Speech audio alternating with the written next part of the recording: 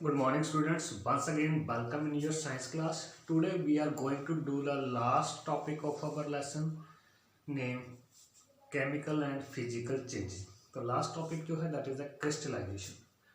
Before discussing the crystallization पहले हम ये देखेंगे crystallization कहाँ कहाँ पे होती है, ठीक है, उसको पहले हम डिस्कस करेंगे। तो जैसे कि आपको पता है कि सी वाटर जो है उससे हम जो है सॉल्ट वगैरह जो है ऑब्टेन करते हैं, लेकिन प्रोसेस ऑफ इवेपोरेशन के द्वारा भी सॉल्ट जो है ठीक है वो ऑब्टेन किया जाता है, लेकिन जो सॉल्ट प्रोसेस ऑफ इवेपोरेशन के द्वारा ऑब्टेन किया जाता है वो इतना प्योर नहीं होता है। उसमें बहुत सारी ऐसी इम्प्योरिटीज जो कि सॉल्युबल इम्प्योरिटीज होती हैं, they can not be separated from the salt. तो अगर सॉल्युबल इम्प्योरिटीज को हमने सॉल्ट से सेपरेट करना है तो उसके लिए एक प्रोसेस जो है यूज की जाती है, that is the crystallization process. तो ऐसी इम्प्योरिटीज को जो किसी सॉल्ट के अंदर सॉल्युबल हैं उनको रिमूव करने के लिए जिस प्रोसेस को हम यूज करते हैं उसको हम क्रिस्टलाइजेशन कहते हैं। अब क्रिस्टल क्या है, जब प्रोसेस ऑफ क्रिस्टलाइजेशन क्या है, हम उसको डिस्कस करेंगे। तो अगर डेफिनेशन की बात करें तो the process of cooling a hot concentrated solution of a substance to obtain the crystal is called crystallization. मतलब एक सब्सटेंस के क्रिस्टल को ऑब्टेन करना, लेकिन कैसे, उसी सब्सटेंस के हॉट सॉल्यूशन को, हॉट कॉन्सेंट्रेटेड सॉल्यूशन को कूल करना है और उसके बाद जो है उस सब्सटेंस के जो हमारे पास जो है प्योर क्रिस्टल जो है वो ऑब्टेन होंगे। क्रिस्टल जो होते हैं वो हमारे ठीक है उनकी एक डेफिनेट शेप होती है, डेफिनेट एजेस होते हैं। जैसे आपको देखने की अगर बात करें, जैसे आप चीनी के जो शुगर के जो आप दाने देखते हैं, ठीक है, तो वो इस तरीके से जो हमें देखने को मिलते हैं वो क्रिस्टल हैं, शुगर क्रिस्टल हैं। इसी प्रकार ठीक है आप जो है फिटकड़ी के क्रिस्टल जो है आपको देखने को मिलते हैं। तो जो सारे जो हमारे पास शुगर या आप कह सकते हैं कि आपके पास क्रिस्टल जो फिटकड़ी के हैं वो क्रिस्टलाइजेशन प्रोसेस से है जो ऑब्टेन किए जाते हैं। तो क्रिस्टल की एक तो डेफिनेट शेप होती है, साइज होता है, ठीक है, उसके डेफिनेट एजेस होते हैं, ठीक है, एक उनकी पर्टिकुलर टाइप के क्रिस्टल की पहचान होती है। तो उस प्रोसेस को हम कहते हैं क्रिस्टलाइजेशन। अब क्रिस्टलाइजेशन यूज कहाँ कहाँ पे की जाती है, तो जैसे मैंने पहले बताया कि कुछ एक ऐसे सॉल्ट, ठीक है, कुछ जिनमें कुछ सॉल्युबल इम्प्योरिटीज होती हैं। सॉल्युबल इम्प्योरिटीज मतलब जो उसके सोल्यूशन में घुल जाती है, उनको हम प्रोसेस ऑफ इवेपोरेशन से सेपरेट नहीं कर सकते हैं। अब उन सॉल्युबल इम्प्योरिटीज को ही सेपरेट करने के लिए प्रोसेस ऑफ क्रिस्टलाइजेशन जो है यूज की जाती है, क्योंकि जो इनसॉल्युबल इम्प्योरिटी है उन इम्प्योरिटीज को हम बड़ी इजीली जो है ठीक है फिल्ट्रेशन प्रोसेस से भी जो है अलग कर सकते हैं। तो इनसॉल्युबल इम्प्योरिटीज को सेपरेट करने के लिए इस प्रोसेस को जो है यूज किया जाता है। मोस्टली ये सॉल्ट में कॉपर सल्फेट के क्रिस्टल जो है उसको ऑब्टेन करने के लिए इसका यूज किया जाता है।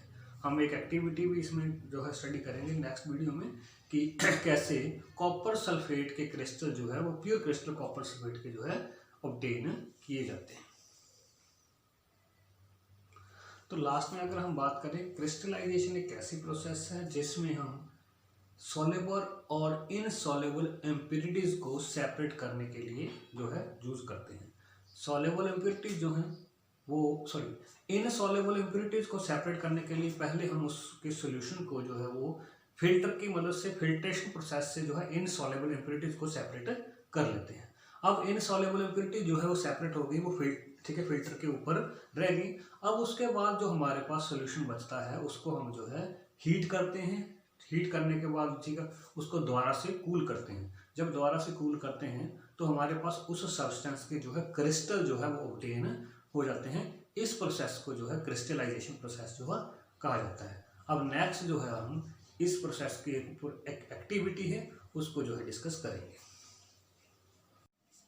Well student, now we will discuss the process of crystallization या फिर हम कह सकते हैं एक्टिविटी ऑन द क्रिस्टलाइजेशन।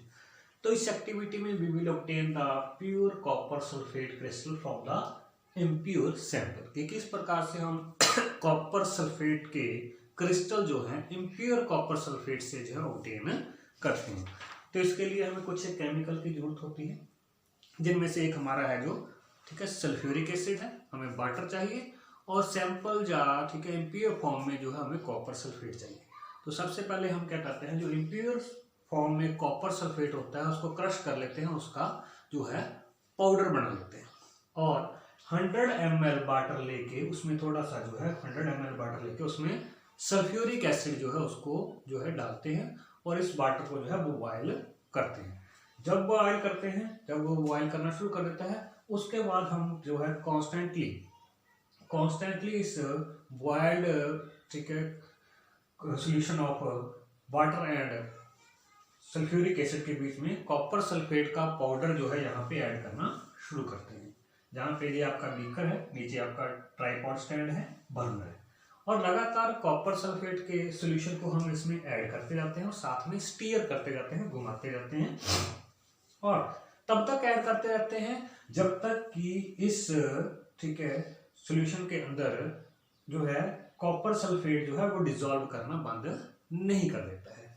ठीक है, जब इसके अंदर जो है कॉपर सल्फेट डिसॉल्व करना बंद कर देता है, उसके बाद हम चलो नेक्स्ट जो है इसमें कॉपर सल्फेट का जो इम्प्योर सैंपल है उसको डालना जो है बंद कर देते हैं। नेक्स्ट उसके बाद जब सारा ये प्रोसेस हो गया, अच्छे तरीके से बॉयल होना शुरू कर गया, उसके बाद हम जो है एक फिल्टर पेपर से इस सोल्यूशन को जो है ठीक है पहले फिल्टर करते हैं।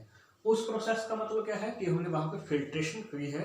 इसमें क्या होता है कि कुछ एक जो इनसॉल्युबल इम्प्योरिटीज हैं, जो इम्प्योरिटीज घुलती नहीं है इसमें, ठीक है, उनको पहले हम प्रोसेस ऑफ फिल्ट्रेशन से है जो है वो सेपरेट कर लेते हैं। अब जो हमारे पास ठीक है आ गया, वो हमारे पास उसमें जो है सॉल्युबल इम्प्योरिटीज हो सकती हैं लेकिन इनसॉल्युबल इम्प्योरिटीज नहीं है। जो सॉल्युबल इम्प्योरिटीज वाला हमारे पास सरफेस सॉल्यूशन है, हम उसको कूल होने के लिए, ठंडा होने के लिए रख देते हैं। नेक्स्ट डे जो है जब हम उसको वॉच करते हैं तो वहां पे हमें जो है उस कॉपर सल्फेट के जो प्योर क्रिस्टल जो है वो ऑब्टेन होते हैं, देखने को मिलते हैं। तो ये सारी जो प्रोसेस है इसको हम क्रिस्टलाइजेशन प्रोसेस कहते हैं। क्रिस्टलाइजेशन प्रोसेस में हम सॉल्युबल और इनसॉल्युबल इम्प्योरिटीज दोनों को जो है वो सेपरेट कर लेते हैं। अब ये वाली प्रोसेस हम कहाँ कर सकते हैं, हम अगर इसका एक्सपीरियंस डेली लाइफ में करना चाहें तो आप इस प्रोसेस को जो है अपने घर के अंदर जो आपकी फिटकरी होती है, फिटकरी को आप क्रश करिए, उसका पाउडर बनाइए और ये सारे स्टेप फॉलो करते हुए आप देखेंगे कि वहाँ पे अगेन आपके जब आप ठीक है इसको सॉल्यूशन को हीट करने के बाद दोबारा से कूल करोगे तो वहाँ पे आपको जो है फिटकरी के क्रिस्टल जो है वो आपको देखने को मिलेंगे, जिसको यहाँ पे अलम लिखा हुआ है। ठीक है, अलम जो है वो फिटकरी को यहाँ पे कहा जाता है। तो ये प्रोसेस आप वहाँ पे कर सकते हैं।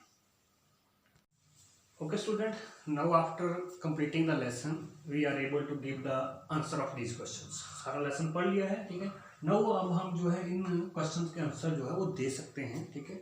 तो फर्स्ट क्वेश्चन जो है हमारे पास है कि why is an iron grill painted frequently, कि जो आयरन ग्रिल होती है वो उसको जो है बार बार पेंट क्यों किया जाता है। तो एज यू नो कि आयरन ग्रिल जो है that is made up of the iron and जो है इसको रस्ट जो है ठीक है इट कैन कैच रस्ट। तो ठीक है आप लिखेंगे कि ठीक है इट इज पेंटेड टू ठीक है प्रिवेंट फ्रॉम रस्टिंग। तो रस्टिंग से कैसे प्रिवेंट होती है आपको वो भी एक्सप्लेन करना है कि the layer of paint break the contact between the air moisture and the metal surface, so जो है painting can prevent the iron from the rusting। तो ये सारा आपको क्लियर होना चाहिए कि क्यों वहां पे आयरन ग्रिल को जो है वो पेंट किया जाता है। तो ये आप इजीली जो है ठीक है उसको लिख सकते हैं। अब सेकंड क्वेश्चन है आपके पास what is meant by galvanization. तो गैल्वेनाइजेशन आपने पढ़ा है जैसे कि प्रोसेस होती है उसमें आप क्या करते हैं एक मेटल सरफेस के ऊपर दूसरी मेटल का जो है वो कोट कर दिया जाता है, उसकी लेयर चढ़ा दी जाती है। इस प्रोसेस को हम गैल्वेनाइजेशन कहते हैं। और प्रोसेस इन विच ठीक है zinc layer is deposited on the iron, ठीक है। स्पेशली जो गैल्वेनाइजेशन प्रोसेस है उसमें क्या किया जाता है कि layer of zinc metal is deposited या painted on the iron article and this process is called the galvanization. Again this is the method to prevent the iron from the rusting. तो ये अगेन जो है आपका method जो है iron को rusting से प्रिवेंट करने का है। अब उसके बाद आपका एक और क्वेश्चन था कि by explosion of firework is said to be chemical change. तो जो एक्सप्लोजन ऑफ फायरवर्क्स है, पटाखों का चलना जो है, उसको हम एक केमिकल चेंज का नाम क्यों देते हैं? तो as you read in the characteristics of chemical changes कि केमिकल चेंज में साउंड जो है वो प्रोड्यूस होती है, हीट जो है वो प्रोड्यूस होती है, या कहते हैं कि गैस जो है वो प्रोड्यूस होती है, या फिर हम बोल सकते हैं कि हम जो है उसको जो है रिवर्स नहीं कर सकते हैं, इसकी कैरेक्टरिस्टिक्स है केमिकल चेंज की। तो in explosion of fireworks you see that कि gas is also evolved, heat is also evolved, and sound is also evolved. That's why we say that कि explosion of firework is said to be a chemical change. तो ये सारे जो point हैं, ठीक है, पहले आप बता सकते हैं कि व्हाट आर द जो है characteristics of the chemical change, and all these chemical changes, all these characteristics are जो है seen in when explosion of the fireworks is taking place। तो ये जो है आपके थर्ड क्वेश्चन का आंसर जो है हो सकता है।